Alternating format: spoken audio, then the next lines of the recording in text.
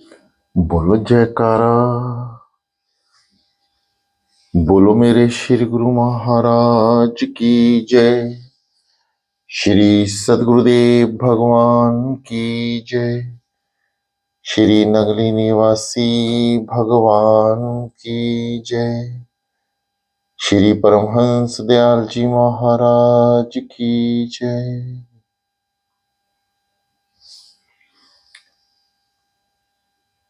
श्रीमद् भागवत रहस्य सप्तम स्कंद। नामदेव, मुझे अभी तक सर्वव्यापक ब्रह्म के स्वरूप का अनुभव ही नहीं हुआ है। इसका कारण यह है कि तूने अब तक किसी सद्गुरु की आश्रय नहीं लिया। तू मंगल वेढ़ा में रहने वाले मेरे भक्त बिसोबा खेचर के पास जा, वे तुझे ज्ञान देगा। नामदेव उन्हें ढूंढते हुए शिव मंदिर में पहुंचे। वहां देखा तो बिसोबा खेचर शिवलिंग के पास पांव पसार कर सोए हुए थे। बिसोबा पहले से ही जान गए थे कि नामदेव आ रहे हैं, अतः वे उन्हें शिक्षा देने के हेतु ही शिवलिंग पर पांव पसार कर सोए हुए थे। नामदेव ये दृश्य देखकर सोचने लगे कि जो व्यक्ति भगवान का अपमान कर रहा है, वह मुझे कौन सी शिक्षा दे सकता है। नामदेव ने बिसोबा से कहा कि वे शिवलिंग पर से पांव हटा ले। बिसोबा खेचर ने नामदेव से कहा, तू मेरे पांव उठाकर किसी ऐसे स्थान पर या ऐसी दिशा में रख दे जहां शंकर का अस्तित्व ना हो। नामदेव बिसोबा ने पांव इधर उधर करने लगे, किंतु वे जहां भी खेचर के पांव रखते थे वहीं शिवलिंग प्रकट हो जाता था और इस प्रकार सारा मंदिर शिवलिंग से भर गया। नामदेव यह देखकर आश्चर्य में डूब गए। बिसोबा ने उनसे कहा, तू वास्तव में अभी कच्चा ही है। सभी स्थानों में तू अब भी ईश्वर का दर्शन नहीं कर सकता। विश्व में भगवान सूक्ष्म रूप से हर जगह व्याप्त है। तू सभी जड़ चेतन में ईश्वर को निहार। इस प्रकार जब भक्ति और ज्ञान का साथ मिल गया तो नामदेव सभी में और हर जगह ईश्वर का दर्शन करने लगे। दर्शन प्राप्त करने के बाद नामदेव वापस लौटे। वापस लौटते हुए रास्ते में किसी वृक्ष के नीचे बैठकर वह वही भोजन की तैयारी कर रहे थे कि एक कुत्ता रोटी चुराकर भागा। पर आज तो रामदेव ने उस कुत्ते में भी भगवान के दर्शन किए। रोटी सूखी थी।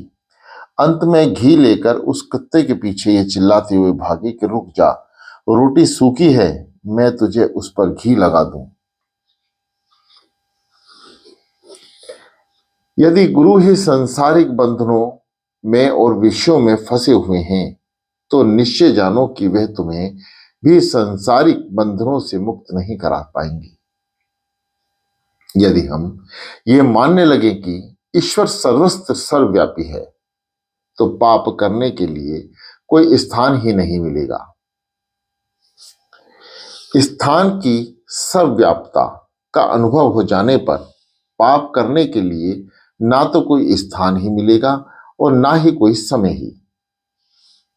हिरण्यकश्यप का संहार तो हो गया, किंतु नरसिंह स्वामी का क्रोध अभी तक कायम था। उनका क्रोध स्वरूप देखकर तीनों लोग भयभीत हो गए। किसी में भी यह साहस नहीं था कि वह उनके पास जा सके। ब्रह्मा जी ने भी उन्हें शांत होने के लिए प्रार्थना की, किंतु वे सुने तब ना। आखिर ब्रह्मा ने लक्ष्मी जी से कहा, माता जी आप ही इन्हें शांत कीजिए। देवों ने भी उनसे प्रार्थना की। लक्ष्मी जी ने सोचा कि वे मेरे स्वामी हैं, अतः यदि मैं उनके पास जाऊंगी तो वे शांत हो जाएंगे। मन में ऐसा अभिमान लेकर वे अपने पास उनके पास पहुंची, पर भगवान तो नम्र व्यक्ति की ही बात सुनते हैं, अभिमानी की नहीं। आज उन्होंने लक्ष्मी जी को ही पहचानने से इनकार कर दिया। अब भगवान ब्रह्मा ने प्रहलाद से कहा, बेटे, तेरे पिता पर ये क्रोधित हुए हैं, अतः तू ही इन्हें मना ले। प्रभु तेरे लिए ही प्रकट हुए हैं, अतः यदि तू उनके पास जाएगा तो वे शांत हो जाएंगे। प्रहलाद ने प्रभु के पास जाकर उन्हें साष्टांग प्रणाम किया। उन्हें देखकर प्रभु के हृदय में आनंद का सागर डूब उमड़ पड़ा। प्रहलाद को गोद में बिठाकर वात्सल्य भाव से उनके शरीर चाटने लगी। प्रहलाद की भांति भगवान की गोद में जो विराजमान होता है, उसका काल भी कुछ नहीं बिगाड़ सकता। परमात्मा को प्रसन्न करने के लिए शुद्ध प्रेम आवश्यक है। ज्ञान आदि की तो महत्ता कम है। शब्द ज्ञान आवश्यक नहीं है। अनेक बार शब्द ज्ञान प्रभु भजन में बाधक हो जाता है। अन्य की क्षति ढकने के लिए ज्ञानी बनाया जाता है, क्षति खोलकर रखने के लिए नहीं। प्रेम भक्ति के बिना ज्ञान निरर्थक है। हिरण्यकश्यप जैसे के लिए भगवान भयंकर और क्रूर हैं, किंतु प्रहलाद जैसों के लिए तो वह कमल के समान कोमल है। विष्णु सहस्त्र नाम में भी भगवान को भय रूप और भय कारक के साथ साथ भय नाशी भी बताया गया है। भगवान दुष्टों के लिए भय रूप और भय कारक हैं, जबकि भक्तों के लिए वे भय का हरण करने वाले हैं। नरसिंह स्वामी ने प्रहलाद से कहा, तेरे पिता ने तुझे बहुत सताया।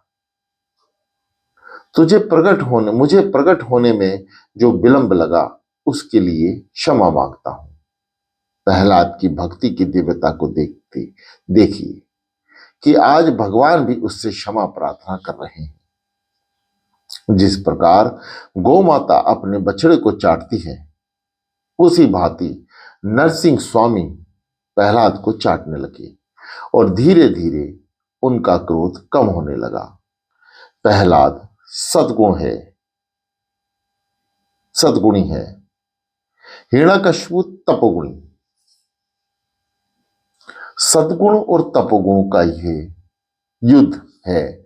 इससे भगवान प्रहलाद का सद्गुण का पक्ष लेते हैं। शुद्ध सत्वगुण के आगे तमोगुण का नाश अवश्य होता है। प्रहलाद जी के वचन की सार्थकता और अपनी सर्वव्यापकता की सिद्धि के हेतु नरसिंह स्वामी स्तंभ में प्रकट हुए थे। सभी जानते हैं कि ईश्वर सर्वव्यापक है, किंतु इस बात का अनुभव बहुत कम व्यक्तियों को हो पाता है। यदि ईश्वर की सर्वव्यापकता का अनुभव सभी करें तो घर ही वैकुंठ बन जाए। घर में कोई झगड़ा ही ना हो पाए, उस घर में पाप का नाम ही मिट जाए। सर्वव्यापक का अर्थ है सभी में बसे हुए, सभी में समाये हुए। दूध में माखन दिखता नहीं, फिर भी उसके अणु परमाणु में वह समाया हुआ है।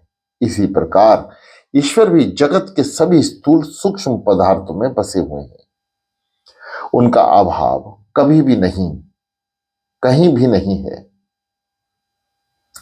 ईश्वर तो अणु में भी अणु और महान है। उनका कहीं भी अभाव नहीं, अतः वे सर्वव्यापी हैं।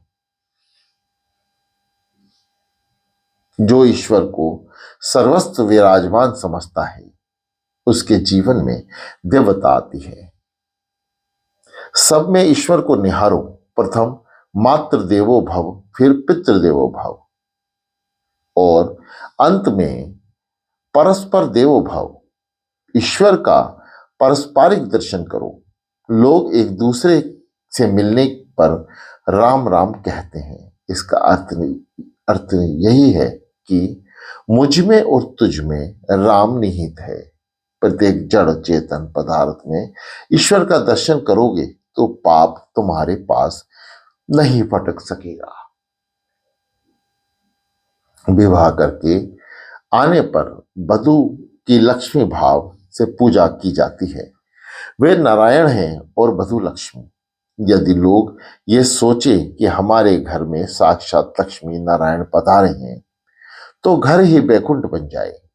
सब में ईश्वर का अनुभव करने से लाभ ही लाभ है। ऐसा अनुभव करने से मन विकार वासना से रहित हो जाता है। ईश्वर कोई ऐसी वस्तु तो है नहीं कि जो एक ही स्थान पर रह सके।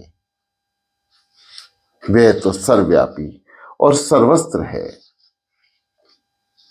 ईश्वर की सर्वव्यापकता को केवल जानने मात्र से विशेष लाभ नहीं होगा, उसका अनुभव भी करना चाहिए और उसे व्यवहार में लाना चाहिए। भगवान को केवल चंदन पुरुष आदि का अर्पण करना ही भक्ति नहीं है। सभी में भक्त भाव रखना ही सच्ची भक्ति है।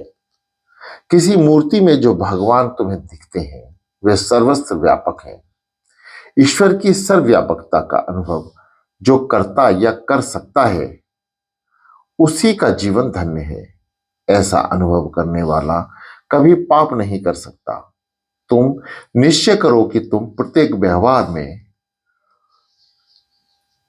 व्यवहार को भक्ति में बनाओगे। शुद्ध व्यवहार ही भक्ति है। जिसके व्यवहार में दंभ है, अभिमान है, उसका व्यवहार अशुद्ध है। जिसका व्यवहार शुद्ध नहीं वह भक्ति का आनंद पा नहीं सकता। ईश्वर की सर्वव्यापकता के अनुभव के बिना व्यवहार शुद्धि नहीं हो सकती। हमेशा यही सोचो कि हमारा प्रत्येक व्यवहार और प्रवृत्ति ठाकुर जी देखते हैं। कोई भी व्यवहार ऐसा ना होना चाहिए कि जिसमें कोई उपदेश ना हो। व्यवसाय, कारोबार कोई अपराध नहीं है। सेना भगत नाई का कंधा करते थे।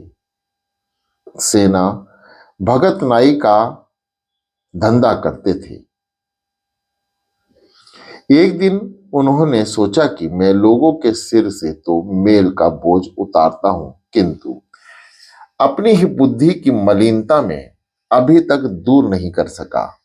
कोई महापुरुषों ने अपने व्यवसाय में से ज्ञान पाया है।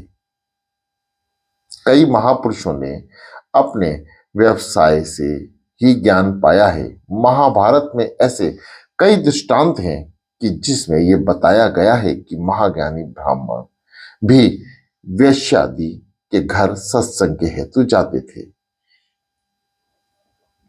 जब महाज्ञानी जंजाली ऋषि को अपने ज्ञान का पर अभिमान हुआ तो उन्होंने आकाशवाणी सुनी कि तुम तुलाधार वेश्या से जाकर मिलो।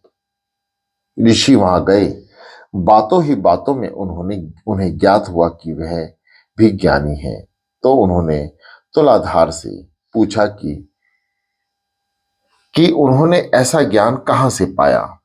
तुलाधार ने कहा, वैसे तो मेरे माता पिता ब्राह्मण हैं, फिर भी बहुत कुछ ज्ञान मुझे अपने व्यवसाय से ही हुआ मिला है। मेरा व्यवसाय ही मेरा गुरु है। श्रम के अनुपात से ही लाभ लेता हूं। तुला की डंडी की भांति मैंने अपने मन बुद्धि को सरल एवं समान बना रखा है। वैश्य भाव ना कमाए तो अपने कुटुंब का परिपालन कैसे करेगा। नफा कमाना वैसे तो अपराध नहीं है, किंतु अयोग्य लेना गुनाह है। वाणिज्य भी भक्ति है। ऐसा मत सोचो कि भक्ति केवल मंदिर में ही जा सकती है। भक्ति हर जगह की जा सकती है। ईश्वर से अविभक्त रहकर किया गया व्यवहार भक्ति है। ईश्वर से कभी अलग मत हो। सुखदेव जी सावधान करते हैं, यदि मनुष्य ग्राहक में ईश्वर का दर्शन करके व्यापार करे तो उसका वह व्यापार ही भक्ति हो जाए। योग्य लाभ कमाना वैश्य का धर्म है, किंतु जब भी ग्राहक के साथ व्यापारी बातचीत करना लगता है तो वह ये भूल जाता है कि इस ग्राहक में भी भगवान है और इस प्रकार किया गया वह अयोग्य व्यापार पाप में हो जाता है। दुकान में स्थापित प्रभु की उपस्थिति में ही बहुत से व्यापारी पाप करते हैं। 5 का माल 25 में देते हुए कहते हैं कि मैं ये मूल कीमत में ही बेच रहा हूं। ऐसा कभी ना करें। भागवत कथा मन को सावधान करने के लिए ही है। अनुभव करो कि प्रभु सर्वव्यापी है, सर्वस्त्र है। मैं जो कुछ बोलता हूं उसे भगवान सुनते हैं और मैं जो कुछ देखता हूं उसे भगवान देखते भी हैं। मनुष्य का शरीर पाप तो समाज भी देख सकता है। मनुष्य का शरीर पाप तो समाज भी देख सकता है, किंतु उसका मानसिक पाप केवल परमात्मा ही देख सकते हैं। मानसिक पाप ही सबसे बुरा है। बिल्कुल पाप ना करना बड़ा पुण्य है। नरसिंह भगवान आकाश से ही नहीं, स्तंभ से भी प्रकट हुए थे। मात्र चेतन में ही नहीं, जड़ में भी ईश्वर के दर्शन करो। ईश्वर जड़ और चेतन दोनों में है। लौकिक दृष्टि से पृथ्वी जड़ है, किंतु इसमें भी ईश्वर की भावना करनी चाहिए।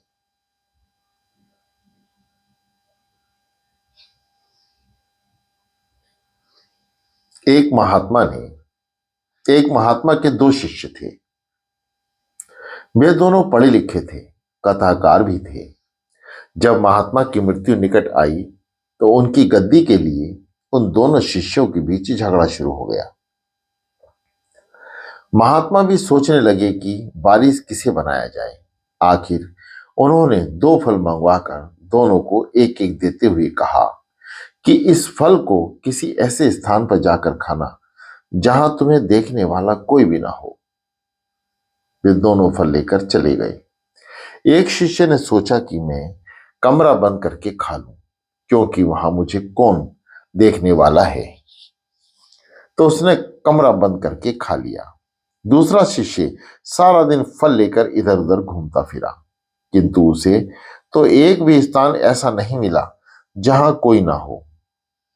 वह जहां भी गया वहीं पर उसे परमात्मा की उपस्थिति का अनुभव हुआ।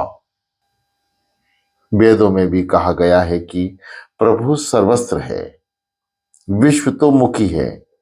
इस प्रकार दूसरे शिष्य ने ज्ञान केवल पाया ही नहीं था, अपितु उसने ज्ञान आत्मसात भी किया था। पहला शिष्य मात्र कथा करता था, वे ईश्वर से व्यापक स्वरूप को समझ नहीं पाया था। गुरुजी ने उस दूसरे शिष्य को अपना वारिस बनाया। कथा कहना आसान है, किंतु ईश्वर सर्वस्त्र है ऐसा समझकर व्यवहार करना कठिन है। प्रहलाद ऐसे निष्ठावान थे कि वे सभी में ईश्वर को निहारते थे। अनेक में एक यानी प्रभु का दर्शन करना ही भक्ति है। जो सभी में उसी तत्व को देखे वही ज्ञानी है। ज्ञानी एक में अनेक का लय करता है। तुम भी उसी तरह एक में अनेक का लय करो। ये वेदांत की प्रतिक्रिया है। अनेक में एक को देखो। वैष्णव एक में अनेक को देखते हैं। शादिक भिन्नता हो सकती है, किंतु ज्ञान मार्ग पर भक्ति मार्ग में वैसे कोई भिन्नता नहीं है। हनुमान जी ने सीता को राम की मुद्रिका दी तो उन्होंने उसमें भी राम के दर्शन किए। एक परमात्मा ही सत्य है जो अनेक में बसे हुए हैं। अनेक में एक को देखना भक्ति है, एक में अनेक को देखना ज्ञान है। शरीर होते हुए भी यदि उसमें प्राण आत्मा का अभाव हो तो उस शरीर की कीमत ही क्या। ज्ञान बाहरी रूप रंग नहीं देखते, किंतु बाहरी रूप रंग की सुंदरता के कारण भूत ईश्वर का भी चिंतन करते हैं। भगवान शंकराचार्य ने दुख से कहा था कि तू मांस की यानी देह की मीमांसा तो करते हैं, किंतु आत्मा की मीमांसा कोई भी नहीं करता। एक गृहस्थ का स्वभाव था कि वह साधु संत को भोजन कराए बिना स्वयं भोजन नहीं करता था। एक दिन कोई महात्मा वहां घूमते फिरते आए। उस गृहस्थ ने उसकी पूजा करके उन्हें भोजन करने बिठलाया। घर में दूध नहीं था। उसने नौकर से कहा कि दौड़कर दूध ले आ। नौकर गया। उस परंतु परंतु ही लौटकर उसने सेठ से पूछा, काली गाय का लाऊं या सफेद गाय का। तो उन्होंने उत्तर दिया कि जरूरत दूध की है, चाहे गाय जैसी भी हो, पर महात्मा भोजन पूरा करें इससे पहले तू ले आना।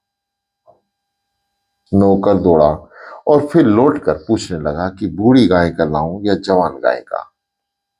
सेठ क्रोधित होकर मारने दौड़ा। महात्मा ने सेठ से क्रोध का कारण पूछा। सेठ ने कहा, कितना मूर्ख है ये नौकर, कई बार इसे दूध लेने भेजा फिर भी वह नहीं ला सका। महात्मा ने कहा, जो परमात्मा इस सेवक में है वही तुम्हारे शरीर में भी है। हमें शरीर की नहीं, शरीर में बसे हुए परमात्मा की आवश्यकता है। तुम दोनों में एक ही प्रभु का वास है, उसे मत मारो। सभी में एक ही ईश्वर का वास है।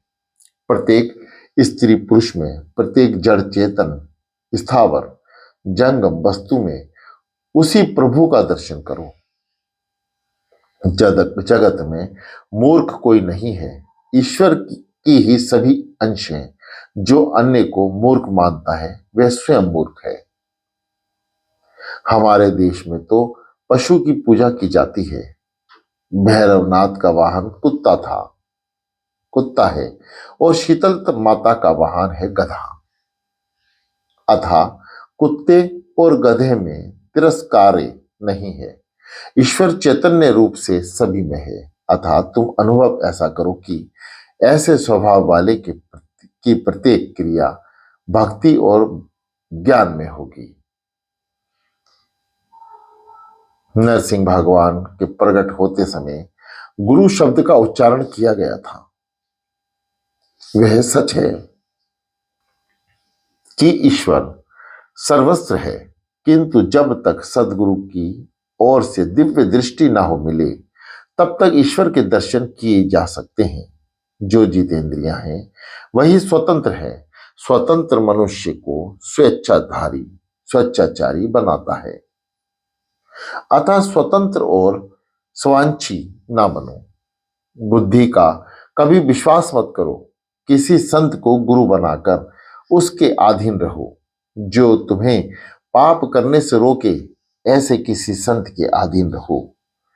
गुरु करना ही चाहिए, किंतु गुरु बनाने के पूर्व अच्छी तरह से ये सोचना परख लेना चाहिए कि जिस व्यक्ति को तुम गुरु बनाने जा रहे हो वे योग्य और सुपात्र भी है या नहीं। किसी ने कहा है, पानी पीना छान के, गुरु बनाना जान के। वर्तमान जगत के किसी भी महापुरुष में यदि तुम्हें श्रद्धा नहीं है तो प्राचीन महात्माओं को ही गुरु बनाकर उनके अधीन रहो। महापुरुष अमर होते हैं। शंकराचार्य और वल्लभाचार्य जैसे संत अमर हैं। उन्हें गुरु मानकर उनकी सेवा करो और उनका आश्रय भी लो। गुरु के बिना कल्याण नहीं हो सकता। किसी संत के चरणों का आश्रय लेने पर सदगुरु कृपा करेंगे। यदि वे संत कृपा करेंगे तो तुम्हारी मानसिक वासना और विकारों का नाश होगा मन बुद्धि की वासना संत सेवा के बिना दूर नहीं होती। मन पर सत्संग सेवा का अंकुश करो। बुद्धि को किसी संत के चरणों में लगा दो। जब तक बुद्धि परमात्मा से विवाहित ना हो जाए, जब तक उसे संत के अधीन ही रखो। सद्गुरु की कृपा के बिना हर किसी में ईश्वर के दर्शन नहीं हो सकेंगे। जगत में वैसे तो कई संत हैं, किंतु उन सभी पर हमारे कल्याण का उत्तरदायित्व नहीं है। हम जिसे गुरु बनाएं वही संत हमारे कल्याणार्थ उत्तरदायी है। शीघ्रता से बिना सोचे समझे किसी का गुरु बनना भी अच्छा नहीं है।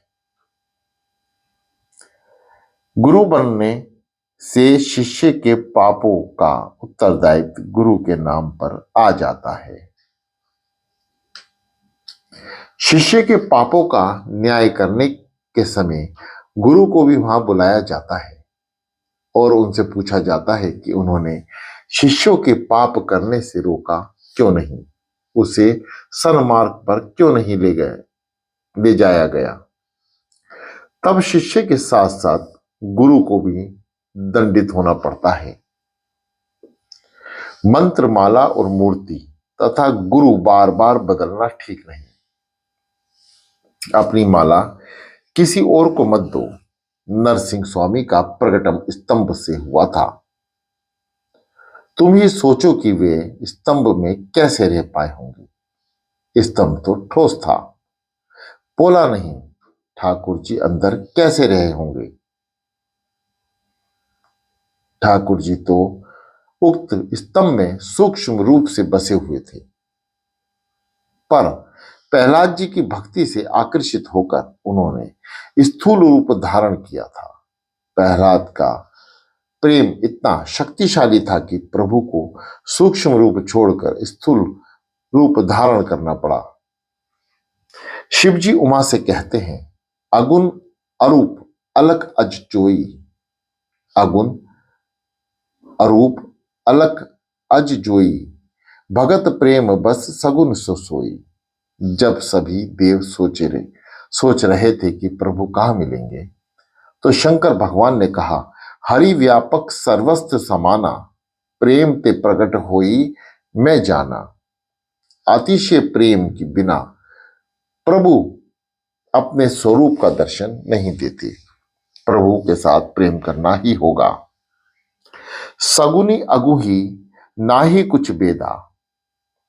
प्रहलाद जी की प्रेम भक्ति से आकृष्ट होकर भगवान निराकार में साकार बने। बुद्धि जब तक सूक्ष्म नहीं हो पाई, उससे ईश्वर का चिंतन नहीं हो सकता। परमात्मा प्रेम के कारण ही साकार रूप धारण करते हैं। परमात्मा निर्गुण भी है और सगुण भी। निर्गुण और सगुण तत्ववत एक ही हैं।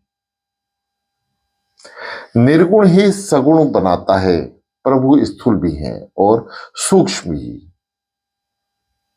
वे कोमल भी हैं और कठोर भी। वेदांती मानते हैं कि सब धर्म माया के कारण अभिभाषित होते हैं। वैष्णवाचार्य मानते हैं कि विरुद्ध धर्माश्रय परमात्मा है, जो नरसिंह स्वामी हिरण्यकश्यप के प्रति कठोर हो गए थे। वे ही प्रहलाद के कारण कोमल बन गए। ज्ञान पुरुष सभी में भागवत दृष्टि रखते हैं। दृश्य पदार्थ में से दृश्य को हटाकर दृष्टा में स्थिर करो।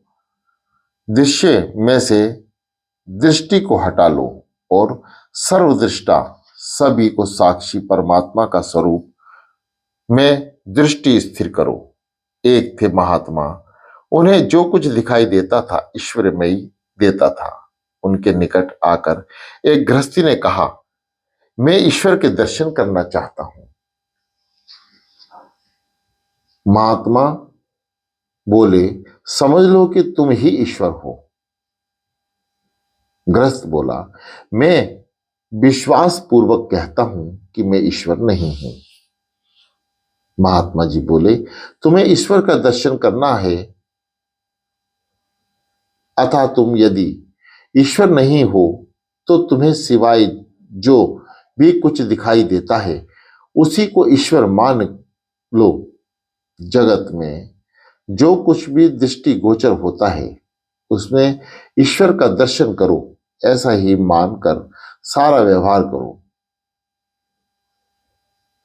उसमें ईश्वर का दर्शन करो, ऐसा ही मान लो, ऐसा ही मानकर सारा व्यवहार करो।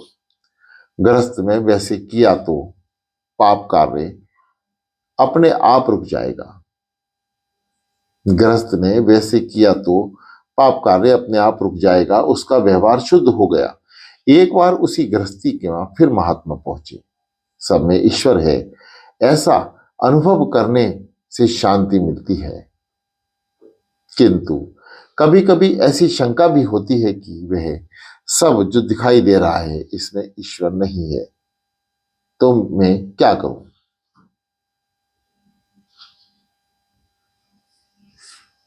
महात्मा समझाने लगे, यदि तुझे लगता है कि जो कुछ दिखता है उसमें ईश्वर नहीं है और तुझे ईश्वर के दर्शन भी करने हैं, तो अब ऐसा कर कि जो कुछ दृष्टिमान है उसमें ईश्वर नहीं है, ऐसा मान कर सभी कुछ का मोह छोड़ दे। दृश्यमान के साथ प्रेम ना कर, दृश्य वस्तु ईश्वर नहीं है। तू दृष्टा के साथ प्रेम कर। संसार के दृश्यमान पदार्थों के बदले दृश्य के सृष्टा के साथ प्रेम कर। अब जो अदृश्यमान है वह ईश्वर है और ईश्वर दृष्टा है, ऐसा मान ईश्वर दृष्टि नहीं दृष्टा है। बोलो जयकारा, बोलो मेरे श्री गुरु महाराज की जय।